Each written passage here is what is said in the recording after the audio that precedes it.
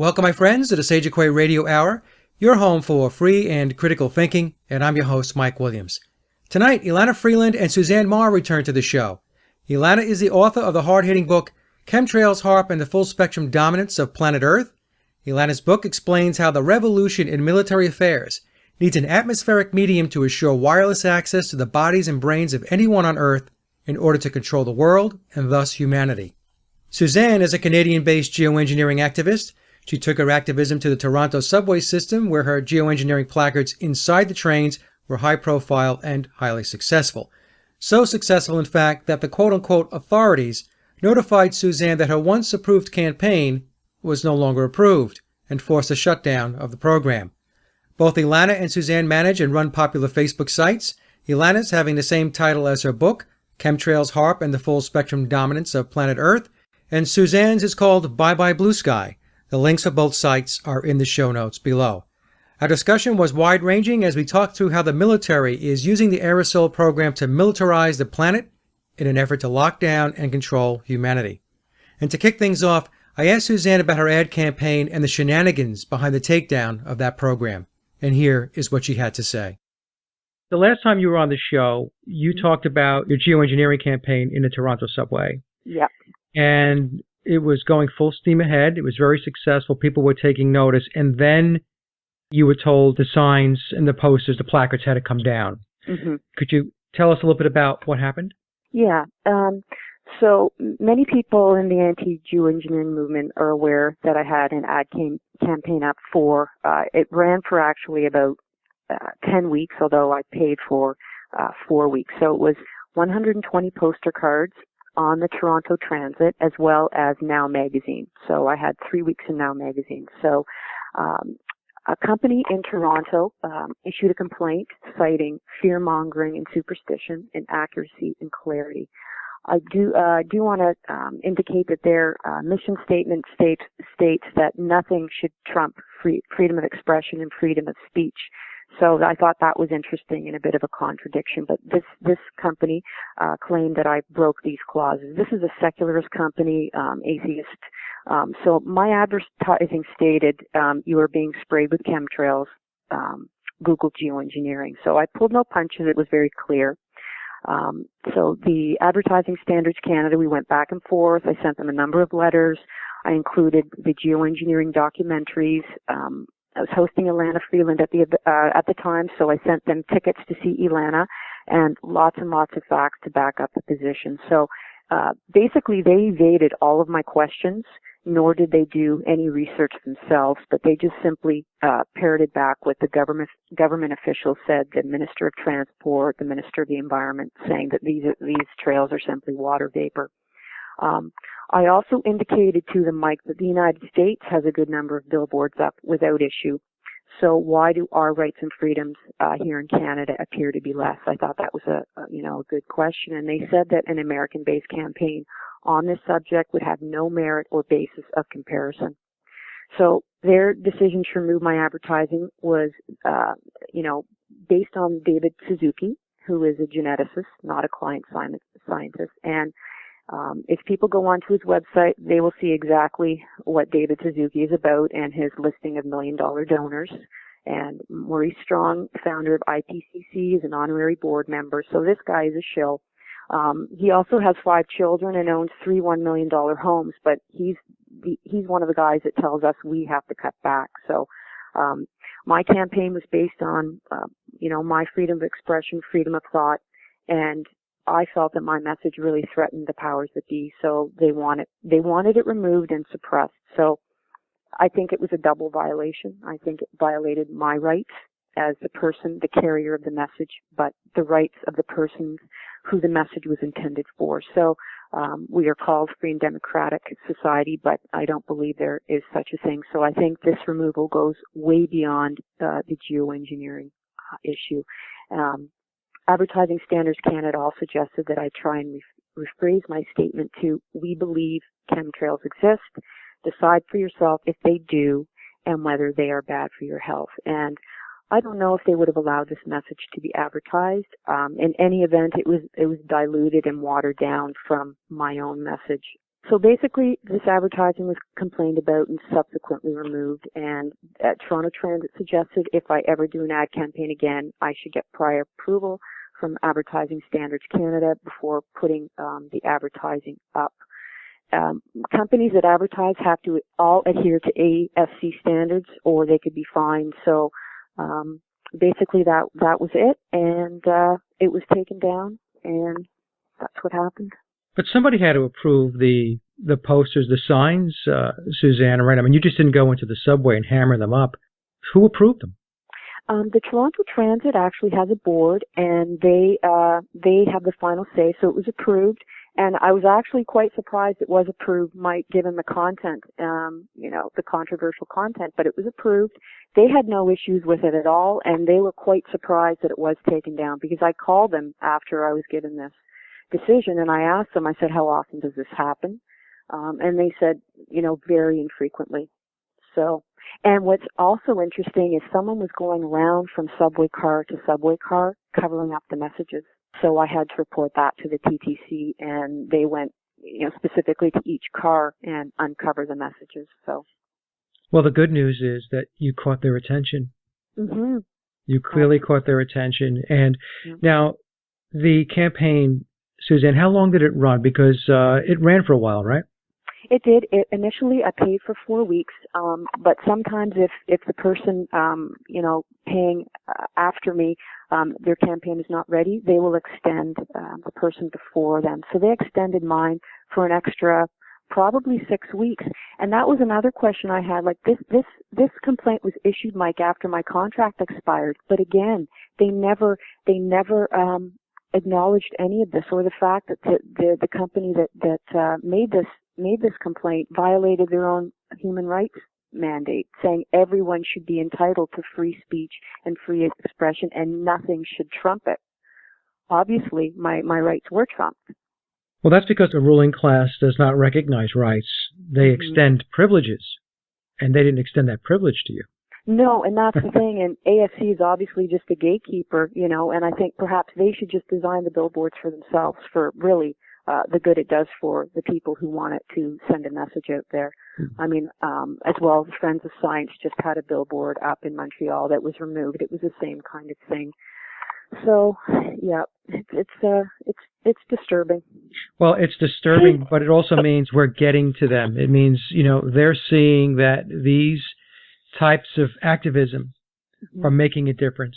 Because, Suzanne, if that wasn't making a difference, they would not be going car to car, trying to cover them up, then reporting them, and so on. So if they thought it was just frivolous and nobody was paying attention, nothing would have been done. So the fact that they went after the campaign speaks volumes. So you just keep going. Thank you. And Now Magazine, there was no issue with that magazine. It was the TTC. So yeah. Okay. Yeah. But Suzanne, I remember getting the pictures of it was like in subway stations, as I recall. Yeah. What about the billboard that you had up by the highway or on a street or something, the big billboard? Yeah, I actually have 2 presently up, Elana, and they're fine. The message is different. It's saying, look up, your weather is engineered. These are both around where I live in Muskoka, and I have no issue, and I'm getting a lot of positive feedback from them. I'm actually getting people who are calling me saying, come do a market, come talk to a group.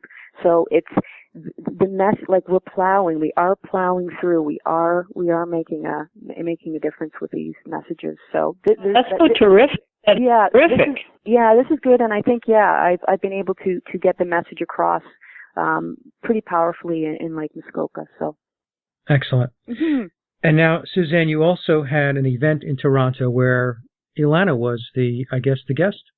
Yes, it was a great event.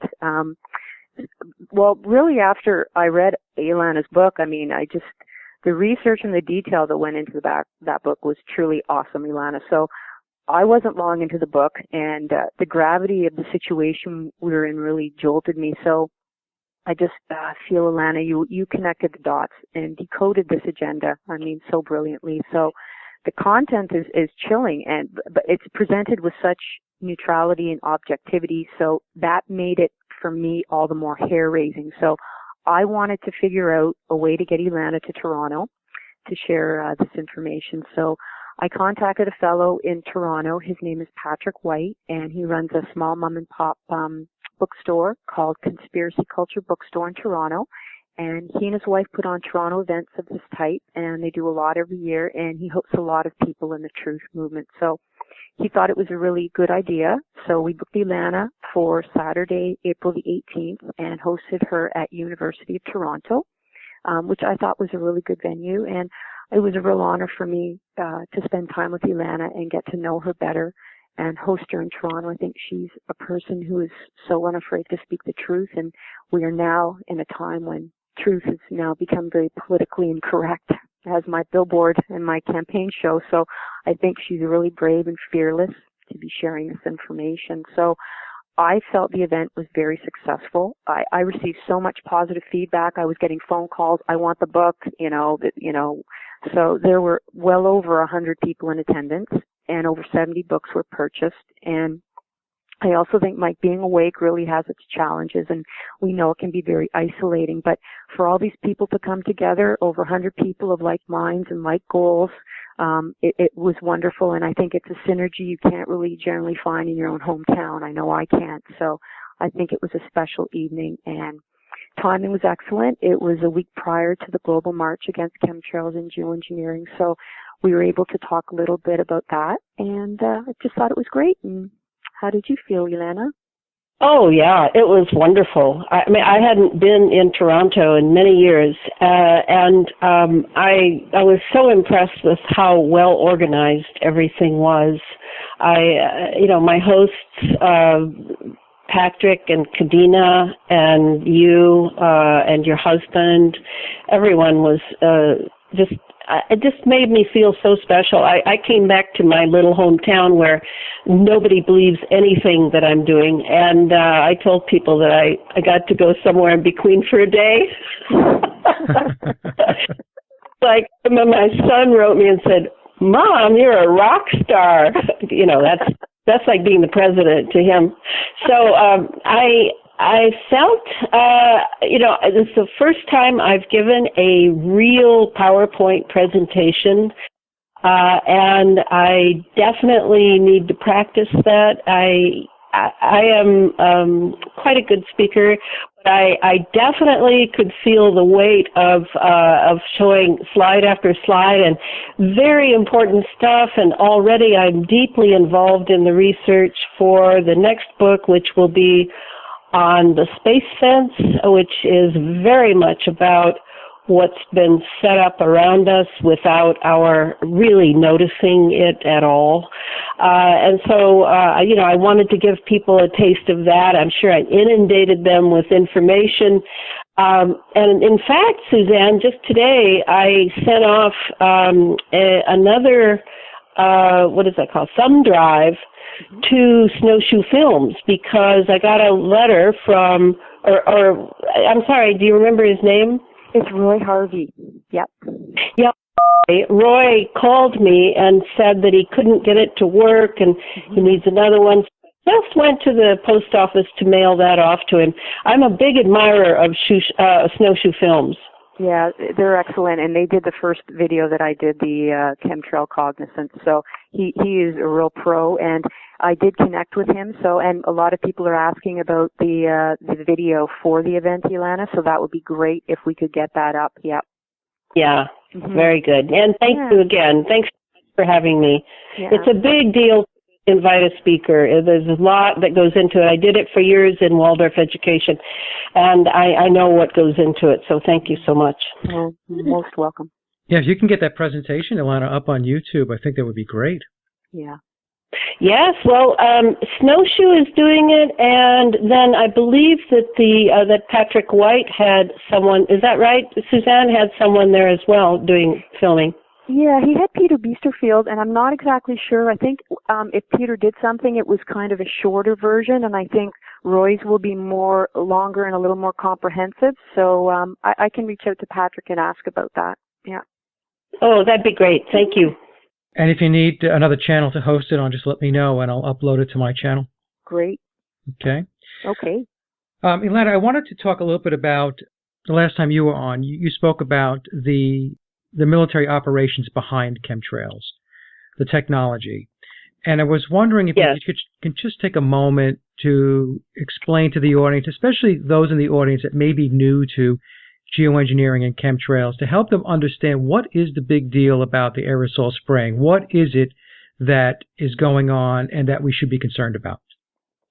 Well, I think that is exactly the reason that this book is important. I mean, to write this Chemtrails, HAARP, and the Full Spectrum Dominance of Planet Earth, I, of course, reread Nick Begich and Gene Manning's book, 1995, Angels Don't Play This HAARP. And then I went ahead and read a lot of what Will Thomas had written. I had heard him speak at the Chemtrails conference in Consciousness Beyond Chemtrails conference in Los Angeles in 2012. I then read a variety of things. I reread, what is it? It's called one on HAARP and one on weather warfare by Smith, and I read everything I could find, and that's not counting the inundation of material from the internet.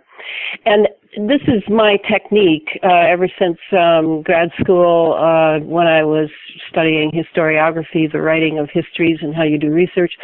If you read a lot and you take a lot of copious notes, which I do, an amazing thing happens. You wake up in the one morning, and suddenly the picture is fitting together.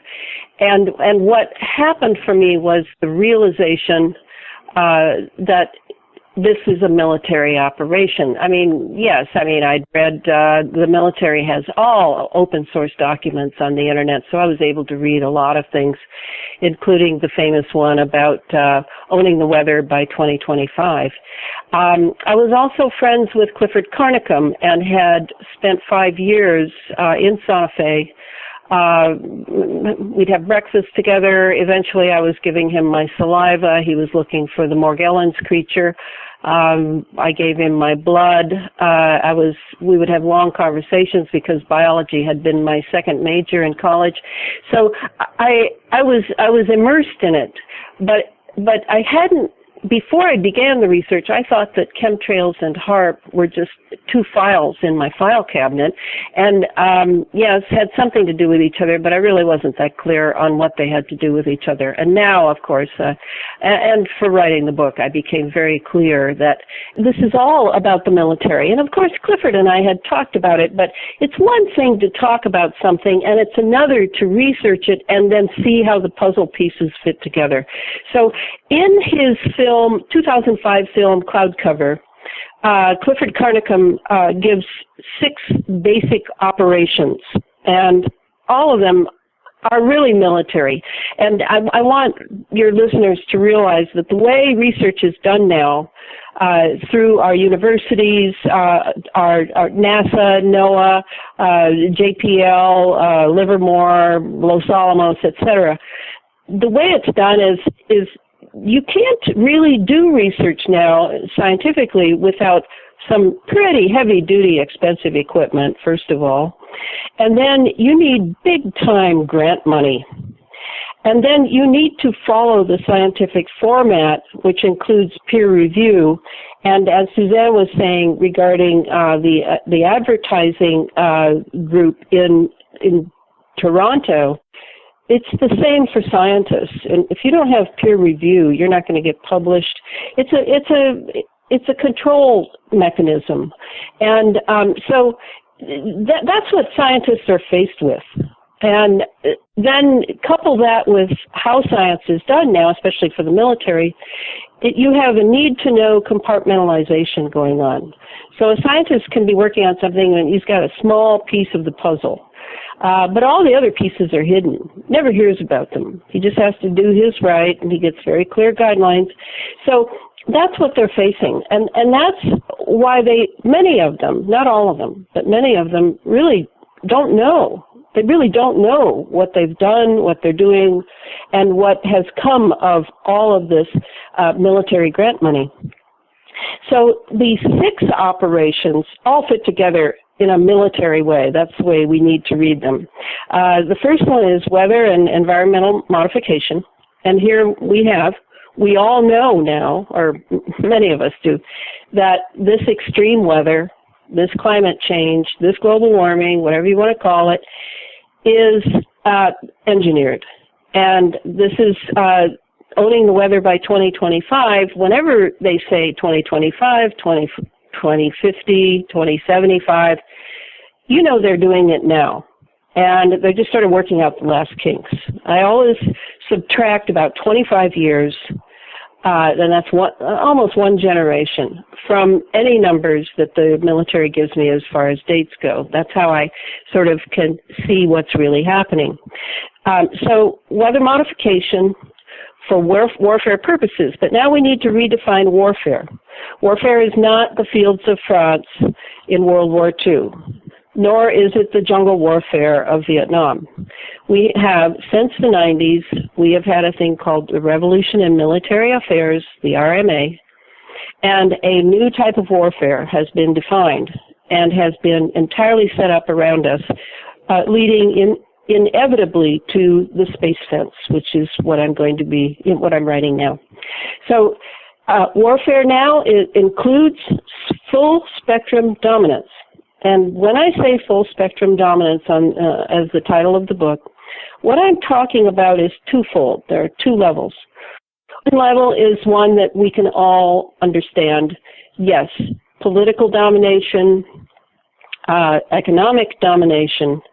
This is the spectrum that must be dominated. So this is included in warfare now, which is why they've hired many anthropologists, psychologists, psychiatrists, doctors, lawyers, etc.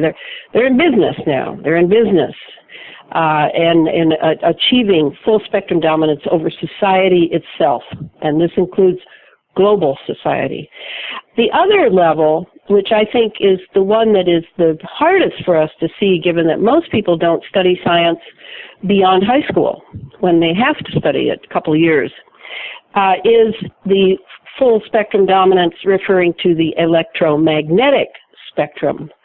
And this is what I tried to expand upon in the book, is how this works. And this requires the chemtrails loaded with heavy metals, conductive metals, and radio frequency, microwaves, ionospheric heaters, radar installations, GWEN towers, ground wave emergency network towers, cell towers. I mean, it's huge, and it is encompassing the globe now. So weather and environmental modification must include those that imagination of a twofold warfare. It's all for warfare, but that includes economic and political, and we could add some other things. I mean, biological warfare, yeah. Chemical warfare, yeah. So full spectrum. All right, now on to the second operation, which in a way is included in the first, electromagnetic operations. The drawing of charged particles down from the upper atmosphere into our lower atmosphere, where we then spread barium, strontium, aluminum, conductive metals, so that we can keep the atmosphere charged, i.e. ionized. We have a plasma environment. Plasma is for state of matter, but it's electrified, yes. And so that's what we are now breathing. Third operation, this helps, these 2 first ones play into the military operations, all the way from refueling low orbiting platforms to full-on space wars, space operations going on in the upper atmosphere. And this is where the space fence comes in, and maybe I'll get to talk about that. Okay, in other words, this military operations, we are now engaged in moving from a ground-based military defense system to a very different type of space system. Okay, okay, that's what's going on. The fourth operation, biological chemical operations, and this, of course, is where the Morgellons plays in. Morgellons has been renamed by Clifford Carnicom as the cross-domain bacteria because it is a genetically engineered creature that actually encompasses all three levels of biological life form on the planet. Along with it, we're getting spores, we're getting things from outer space. They're being brought down along with whatever else is being breathed in and ingested by us. Nanotechnology plays perfectly into this. Not only are we breathing in creatures that have been genetically engineered, but those creatures have been fused with sensors, microsensors, with microprocessors. In other words, they have tiny computers in them and can be remotely communicated with, and it gives them the capability of remotely communicating with all of their fellows in our bloodstream and in our lungs. So this is a brave new world, this part, and it isn't like we didn't know this was coming, but the fact that it's been done covertly in our atmosphere, you can see how this is a global maneuver, which is one of the first that I know of, anyway. So the fifth next operation is the planetary geophysical operation. Earth changes, and in this we definitely see the presence of big oil, big time, because the hydraulic fracturing, the fracking that's going on, is partially an aluminum oxide injection process, and is very tied in to satellite ionospheric heater technology for the capability of tomography, looking deep into the earth, hundreds of miles, setting off small earthquakes, small containable earthquakes, as is happening along the Newman fault line. This earth changes includes why we have the volcanoes erupting. Again, the tomography could very much be stimulating not just the plates under the earth, but certainly volcanic activity. There have been sightings in volcanoes that then erupt, various laser looking zaps. So then we have sinkholes collapsing, we have salt domes collapsing down along the Gulf, and all of this is working together and perhaps still experimentally with all of the large energy corporations. The sixth operation is intelligence and surveillance, and as you know, Edward Snowden announced it, though for me, I had known this 10 years before, but then, I'd been deeply researching the national security state. But I think that Edward Snowden's revelations have more to say, and my hope is that he will reveal more about the C4 agendas, that's command, control, communications, and cyber warfare. And he will talk perhaps about virtual warfare. That would be seeing full-on holographs in the air over our heads, alien invasions, Jesus and Mary, Buddha, I don't know who give visitation to us. And then mind control, which would be a matter of pulsing frequencies at populations in large cities in order to quell them or perhaps even stimulate them to rage and violence. I think we've seen some of what may have been experimental maneuvers in that way. And also, not just populations, but individuals. My hope is in the Space Fence book, I'll make very clear how that is done in neighborhoods, office buildings, etc. And finally, there's the seventh one, which Clifford didn't have in his 2005 film, but after discussing together, we came up with it, and that is the detection and obscuration of exotic propulsion systems. In other words, make the sky your palette so that if you have something up there you don't want people to see, they won't see it. It's also very useful for cloaking, even though we have cloaking capabilities now. But it also can be to expose possible other dimension crafts, often called vector crafts, that are coming in from parallel dimensions due to all the detonations of nuclear bombs we did in the atmosphere, in the Earth, in the Van Allen belts, in the ionosphere. I mean, it's endless. So it's very possible that this with IR, especially infrared, that you would be able to see such plasma ships or forms. I don't know, but it is a possibility. So that's basically, the whole book is that. The whole book is about the militarization of all of life. And I do feel that the fact that we're all, some people get sick and some people have lesions and the immune system of many people is weaker than it's ever been, part of that is certainly due to what we're breathing in, because it isn't just the biologicals and the metals. It's the fact that we're breathing in an ionized atmosphere. We're breathing a plasma air. And I don't know if this has ever happened on a full scale as it is happening now. I know the military has been experimenting with it for many years, but it is now global, because despite the fact that HAARP in Dakota, Alaska has given us that wonderful acronym and has taken our attention for almost 2 decades,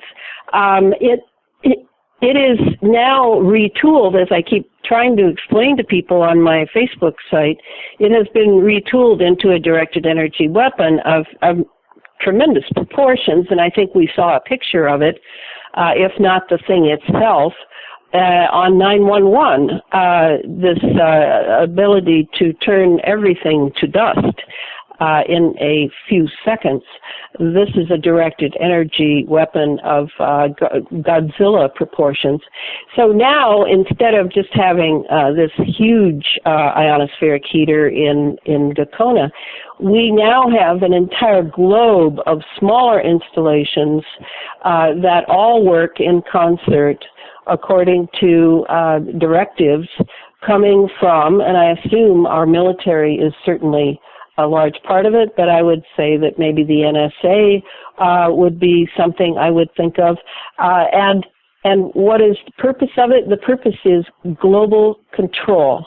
And all of this is about to be rubber stamped at the Paris conference in December, when the UN is having a climate change conference that will hammer out the details of this global system, by which I think you can see nations, leaders of nations could be muscled and blackmailed into subservience to the G22, the G8, whoever it is, by this instrument of destruction. And it fits very nicely with global, with what Naomi Klein has called disaster capitalism.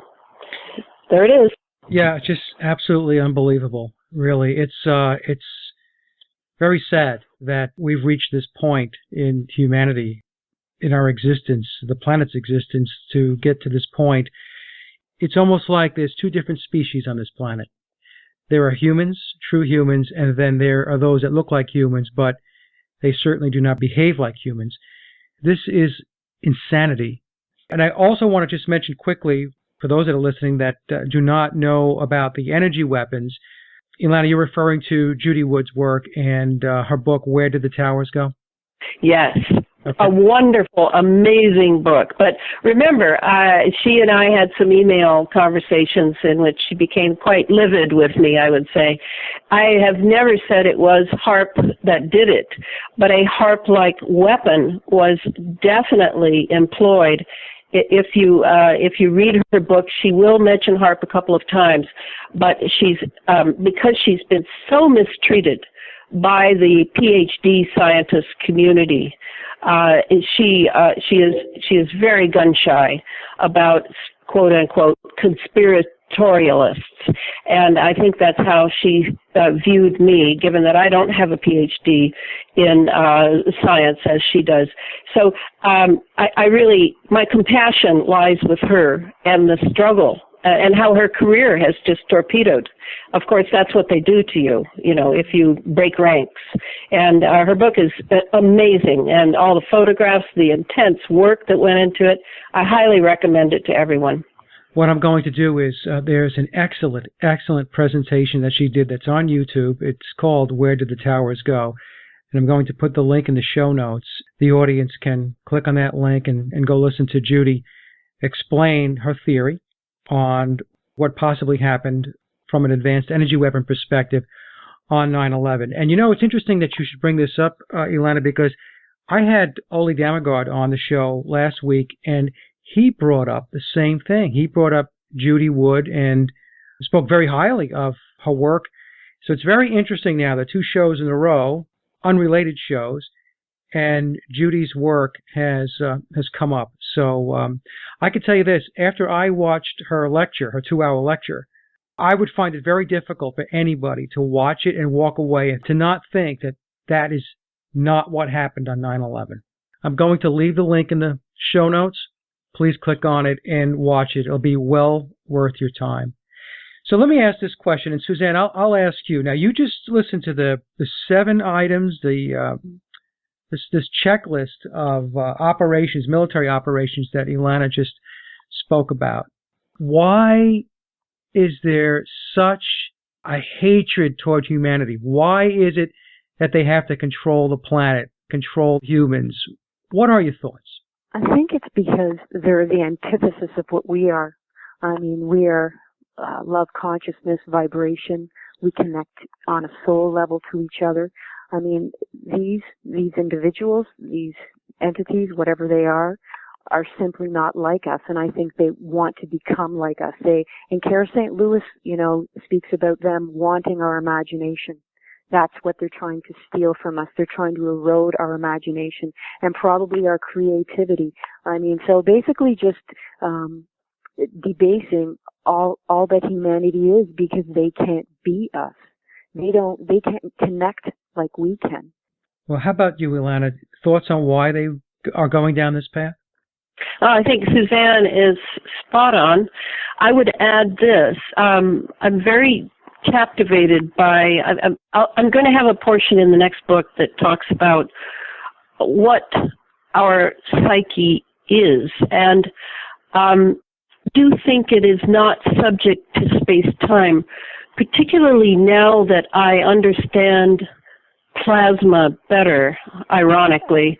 I see now that if there are parallel dimensions, which, quantum physicists posit, I can't remember who said it, but it was someone that I listened to and has a big name in American in journalism. I'll have to nail that down, but he said that the military had already discovered 16 dimensions, but they wanted more. And those of us who live a regular human life, we're pretty much aware of 4 dimensions, and maybe some of us have a 6th sense. Some of us have psychic capabilities. But I now see that, particularly for these evil ones, the elites, the globalists, I am familiar with how they're raised, and they're raised for power. They're not raised like our children. They don't watch television like our children do. They don't do what our children do, and they're not allowed to do what our children do. It's an entirely separate class of people, and mostly I would say that their children are unloved and forced to become wielders of power. And I don't think that if your psyche is not entirely subject to the laws of space-time and actually lives in the dimension, maybe other dimensions, then it is subject to a possible influence of those who understand how to manipulate the psyche, either up close or remotely, even across dimensions. So, I mean, I have a good imagination, so I utilize my imagination to understand that we're not seeing the whole picture here. And I think that the people who did all the research in MKUltra, one of the operations, the 149 projects subject to MKUltra and the funding was called Operation Often. And that was very much a psychic kind of program of conditioning. And then I think of the remote viewers and what has happened to them in order to get them to be able to do what they do. So this whole realm of the psychological, the psyche, needs to really be explored because we've been sold a bill of goods to think that, you know, if we go to a therapist, that'll be good enough, or if we take a drug, that'll be good enough. It's more a matter of controlling our psyche so that we don't go too far afield and really discover what they really are, is how I'm looking at it. So do you believe, Elana or Suzanne, there are off-world influencers or off-world managers, controllers? To some people in the audience, that might sound ridiculous, but, you know, we're talking about other dimensions, and we're talking about how inhumane these programs are. It's clearly anti-humanity. So what is your thoughts on that? I think that many people don't want to go where this leads because there are many stories about that. We hear about Satanists. I mean, what is Satanism? What are those rituals and rites doing? Do they really work, or is it a subterfuge? And we don't want to think about death in America surely, though it is amazing that people watch so many movies filled with death. We don't want to think about evil. Because then we have to think about spirit. And as many people in the East know, I was just reading before you called about this latest Malaysian, I think they had an earthquake or a volcano erupt, and apparently some Europeans were traveling there and had taken all their clothes off on top of a mountain, and the mountain erupted.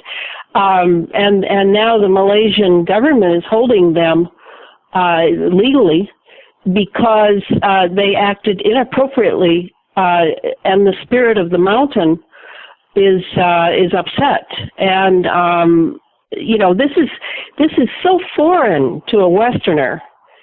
Obviously, to these young people who went there and took their clothes off and took a picture of themselves on top of the mountain, was very disrespectful to the Malaysians. But to us in the West, where we have lots of monetary wealth and things, in fact, I was just thinking the other day how enamored of things people are, and how strange that is to me. It's like I'm off-world. I'm from somewhere else. I don't understand that. So we don't have a sense of the psyche. And we really don't want one because it's not tangible. We can't buy it. We can't put it on our mantle. We can't control it. So what's happening is the globalists and the elites, these are long bloodlines. These are ancient families, centuries and centuries of certain blood lineage that they're very, very attached to. Don't think it's funny at all. It's not funny at all to them. They know about these realms. They know. And so they can use those against us. I don't have to import off-worlders.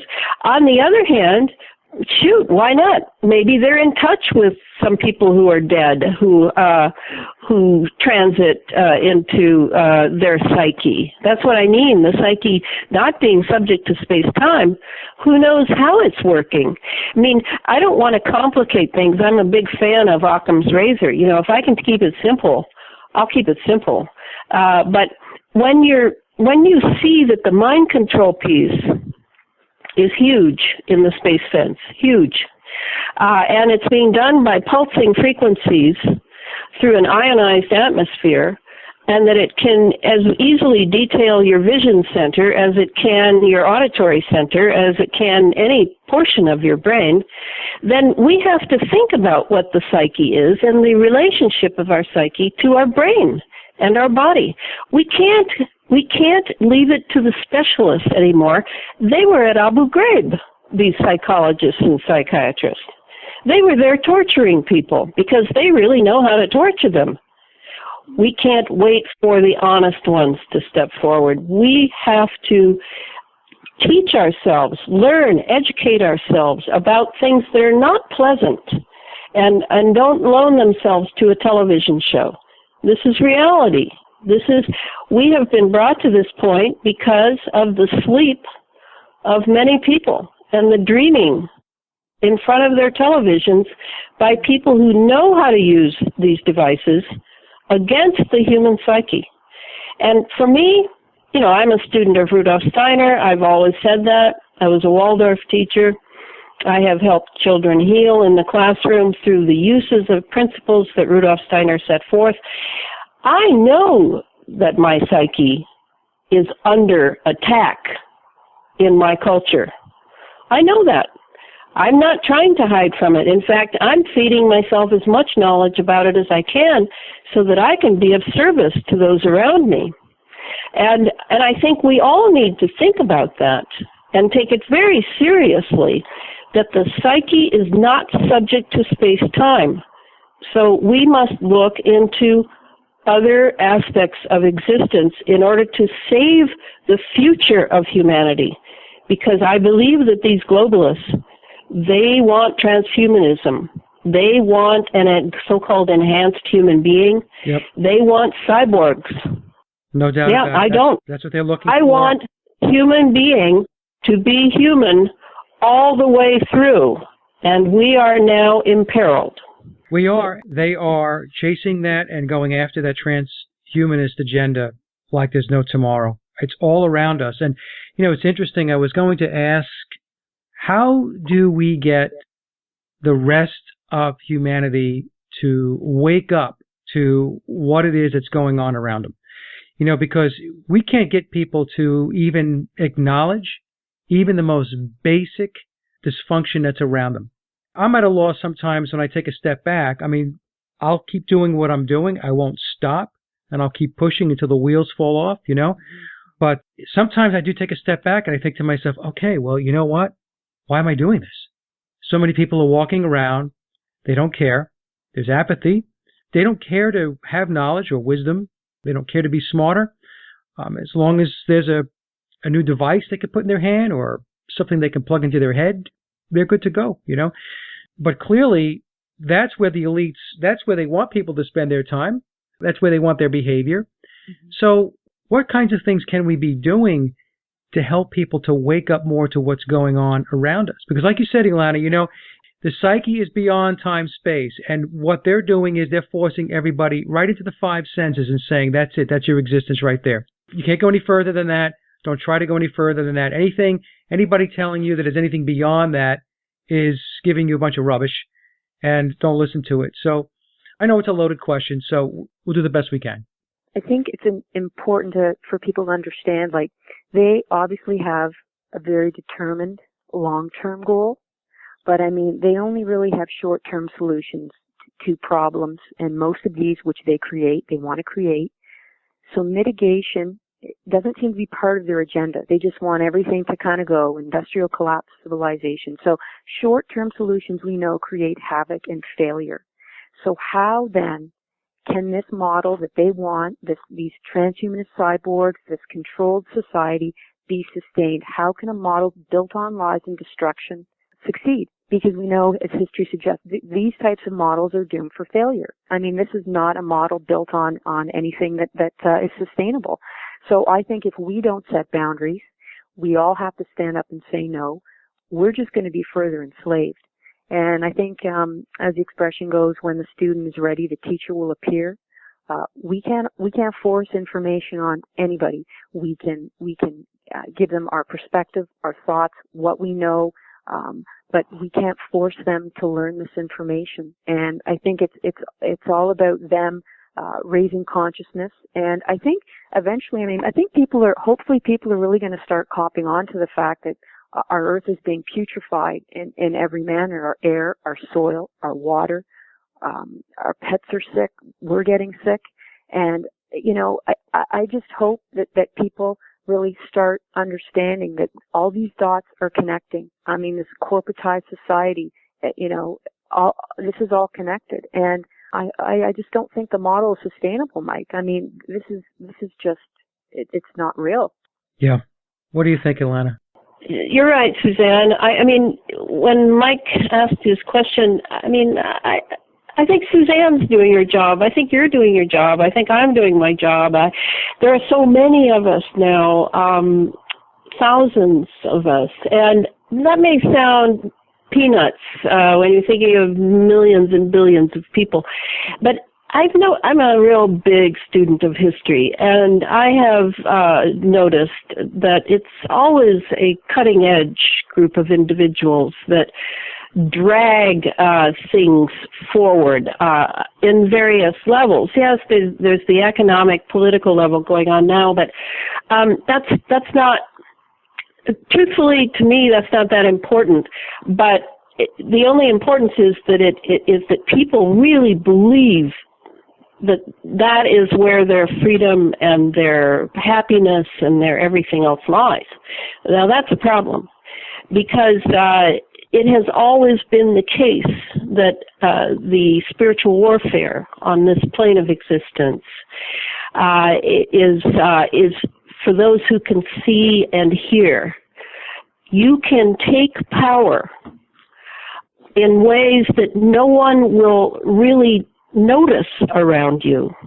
And what, for me, of course, everybody can say, well, Elana, you have that faith. Well, yes, I have that faith, but maybe it's because I'm the granddaughter of a Romanian gypsy. I don't know, but ever since I was small, I have known that we're not alone here. We have help. The problem with that help is it's not that big God in the sky with the beard that reaches down and makes everything nice. And then, when your grandmother dies and you're angry at God, it's not that kind of a God. It's just, I just call it help.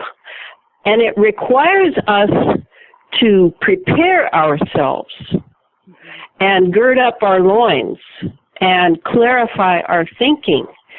This is what I find many people don't want to do, because they fall into despair. They fall into the illusion that we are alone and we are few. And that, to me, is not how it works. Otherwise, why would I be doing what I'm doing? Why would I do this? I'm a pretty smart person. I could have had a big career at one point in my life. I wasn't interested, because maybe I was preparing for just exactly this, for this war to protect the future of humanity. But to me, this is just one battle, and the war is long. And it's going to go on, because there will not be a simple solution to this. But for our own lives and for what we are committed to, that can be very simple. And then you have to do it. And the problem is that many people are weakened.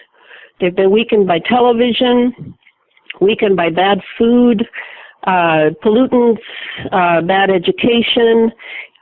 Okay, we've been weakened. Now let's get strong, is how I look at it. I'm not determined by what has come before. I'm determined by what I can make out of it, make lemonade out of lemons, make something out of it, and move on. And to me, I'm happy with that. Those are great words. And I tell people, look, you need to pursue the truth, because there's too many people out there. They want to follow false prophets. Somebody else is going to do the heavy lifting for them, or that the truth, it's not binary to them. To me, the truth, it's either true or it's not, plain and simple. They want it to be definable based upon their perspectives or what they want the truth to be. And to me, that's part of the problem. If you do that and you don't follow the truth in the pure sense, what's going to happen is you're just going to wander off into the woods. And this is what has happened, in my view, to much of humanity. They've wandered into the woods and they have got lost because they did buy into the television. They bought into the advertising and the media, and they're buying into the junk foods, the processed foods that they're eating, and they're drinking the aspartame and they're guzzling the fluoride. And if they can just get their heads wrapped around the fact that they could stop that, then the whole thing changes, in my view. I think the whole thing falls like a house of cards. Now, some people might think that, I'm being oversimplistic, but you know what? I think that that's how it will work. And I do agree we don't need everybody on board. We need a very strong, determined, critical mass of people to make the change, to turn the corner. I think, like, the thought for me of living in an electromagnetic prison camp, till I die or until civilization implodes, it just infuses me with a passion to stop this. And for me, I was one of those canaries in the coal mine that had serious health issues because of this situation. So I'm one of the ones jumping up and down saying, look at me, look at me, look at what this stuff does. This is going to happen to you. And how long can we continually be dumped with these neurotoxins and retain our cognitive function also? Right. And I used to be a palliative care worker, and now I'm a palliative care worker for Mother Earth. I'm helping palliate Mother Earth because she needs our care. So I feel like Elana, when you said it's almost groomed you for what you're doing now, your life experience, and that's what I feel. What I did before has prepared me for what I'm doing. I don't think there's anything more important than what I'm doing now. Yes. Elana, you mentioned before, and I want to make sure I didn't misunderstand. Number 3 was space wars, that it's not ground-based anymore. What did you mean by that? Did you mean that they're just moving it into the arena of being in space, or were you referring to the fact that there are actually space wars going on as we speak? Well, I think there are space wars. We have particle accelerators. We have laser. We have the ISS is sitting up there, and we supposedly know what it is like, but do we? And what I think of is Billy Hayes and I talked about how he clarified to me that the space fence was actually an idea that came with the SDI, the Strategic Defense Initiative of Ronald Reagan, Dick Cheney, and George H.W. Bush back in the 80s. The Star Wars defense system, in other words. And they shut it down, the space fence.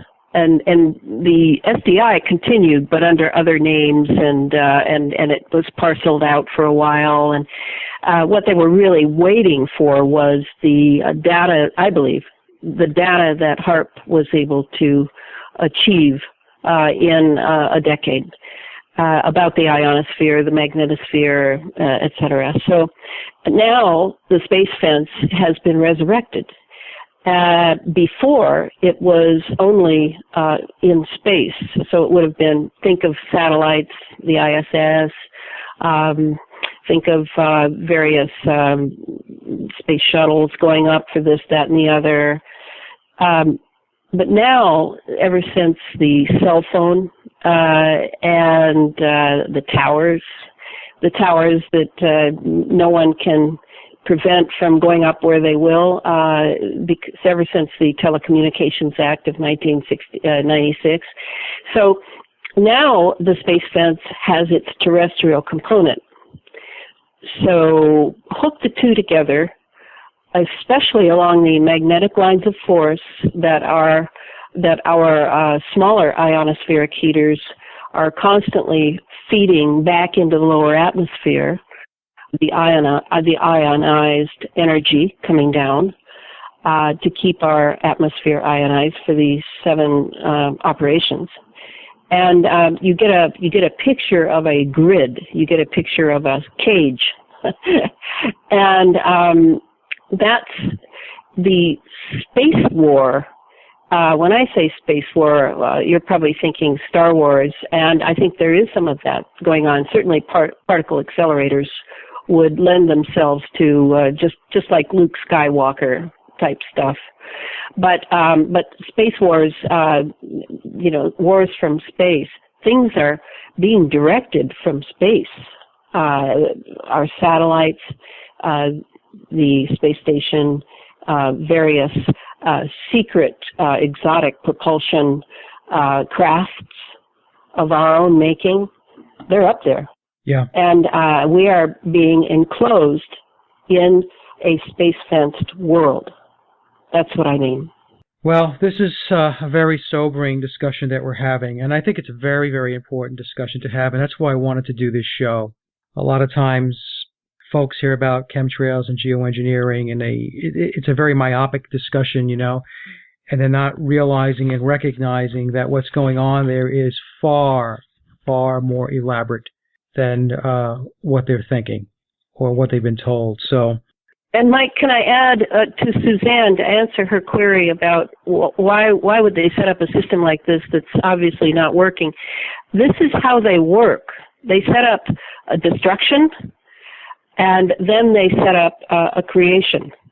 It's just how globalists work in the world, and we are now in I suppose you'd say, a destruction phase, in order to get to the point where the creation phase can come in. And it won't be the kind of creation that you and I want. It will be a transhumanist creation. But all of that, in a way, doesn't matter, because I have my work to do. You have your work to do. We go on.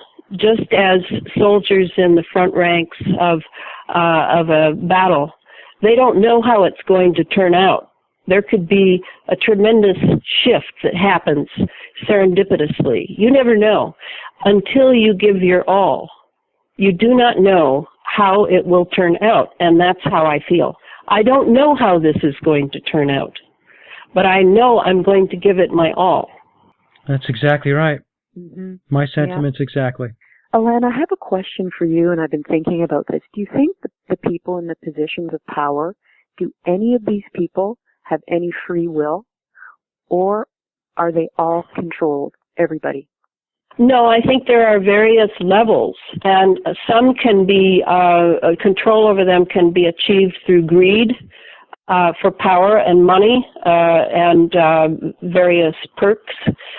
But the ones at the top, I would say, are completely committed to this, and they will tell themselves a variety of stories, and they will hold those below them with chains to do as they wish, or else.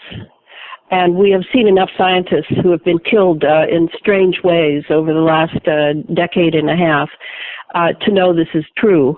So there is a great deal of fear in the ranks to do as they're told. As far as how many of those at the top ranks are in touch with off-planet psyche powers, I really don't know.